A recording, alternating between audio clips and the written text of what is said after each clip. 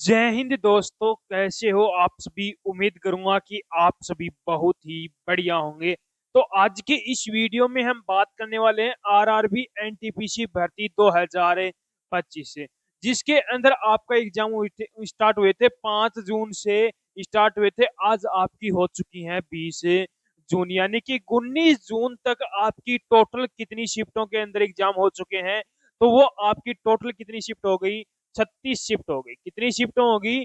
36 शिफ्टों के अंदर अभी तक एग्जाम में हो चुका है। अब बच्चे बोल रहे हैं कि सर इसके अंदर जो 36 शिफ्टों के अंदर एग्जाम हुआ है उसमें आपकी हार्ड शिफ्ट कौन सी है, मीडियम शिफ्ट आपकी कौन सी है, और आप इसके अंदर हमें कितने मार्क्स तक का नॉर्मलाइजेशन में फायदा देखने को मिलने वाला है, और सीबीटी 1 के लिए हमें कितने मार्क्स हों कि हम सीबीटी 2 की तैयारी करना स्टार्ट कर दें। तो दोनों के दोनों आपके डाउट इस वीडियो में मैं क्लियर करने वाला हूं। तो सबसे पहले मैं यहाँ पर आपसे बात करूंगा कि कौन सी आपकी हार्ड शिफ्ट है और कौन सी मीडियम शिफ्ट है।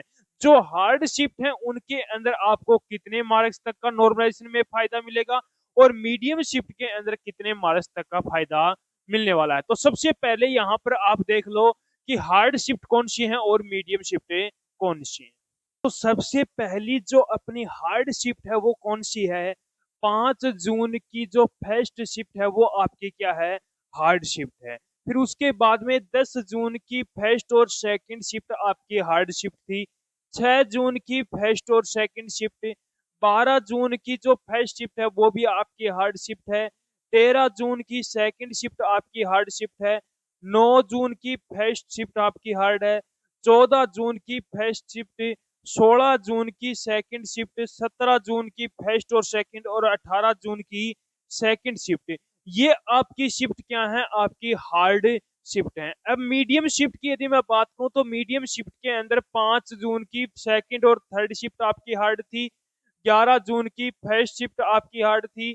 13 जून की फर्स्ट और थर्ड शिफ्ट आपकी हार्ड थी। 6 जून की थर्ड शिफ्ट। 9 जून की सेकंड और थर्ड शिफ्ट। 14 जून की सेकंड और थर्ड शिफ्ट।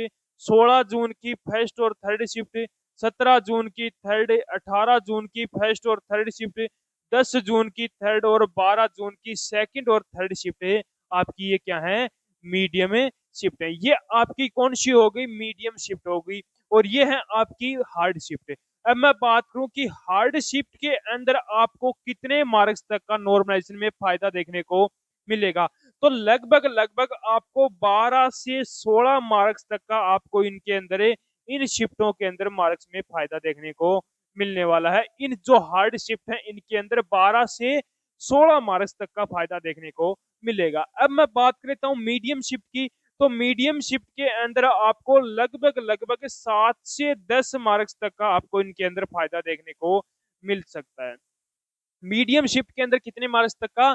7 से 10 मार्क्स तक का आपको इसके अंदर फायदा देखने को मिलेगा। तो आपका जो फर्स्ट पॉइंट क्या था? हार्ड शिफ्ट और मीडियम शिफ्ट के अंदर नॉर्मलाइजेशन में हमें कितने मार्क्स तक का फायदा देखने को मिलेगा। तो हार्ड शिफ्ट के अंदर 12 से 16, और मीडियम शिफ्ट के अंदर 7 से 10 मार्क्स तक का फायदा देखने को मिलेगा।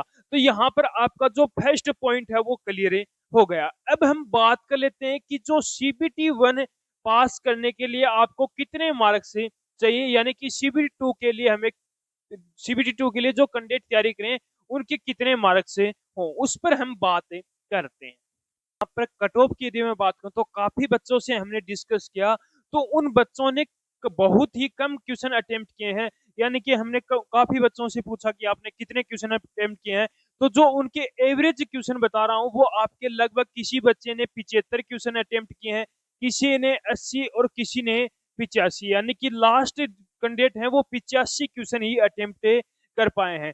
जिनमें से बहुत से बच्चे बोल रहे हैं कि सर हमारे तो 65 क्वेश्चन सही हैं और 70 क्वेश्चन, यानी कि लास्ट 70 क्वेश्चन तक बच्चों के सही आ रहे हैं। यानी कि ऐसे मान के चलो कि 10 से 15 क्वेश्चन बच्चों के गलत हो रहे हैं, यानी कि क्वेश्चन ज्यादा गलत हो रहे हैं।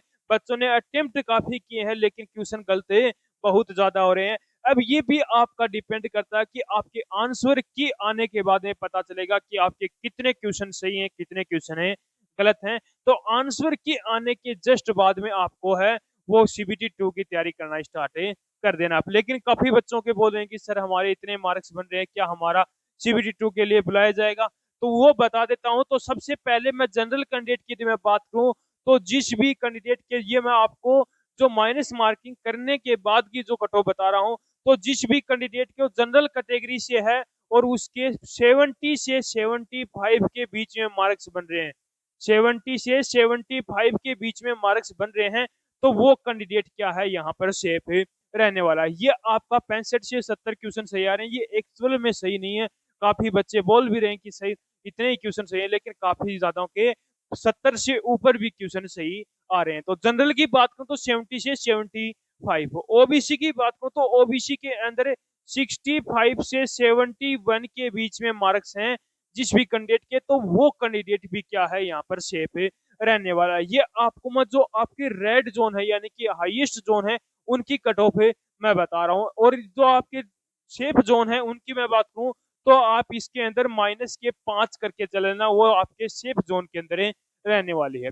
ईडब्ल्यूएस कैटेगरी की बात करूं तो ईडब्ल्यूएस के अंदर लगभग जिस भी कैंडिडेट के 60 से 70 के बीच में मार्क्स हैं, 60 से 70 के बीच में मार्क्स हैं, तो वो कैंडिडेट भी यहाँ पर क्या रहने वाला है, सेफ रहने वाला है। उसके बाद में एससी कैटेगरी की बात करूं तो 55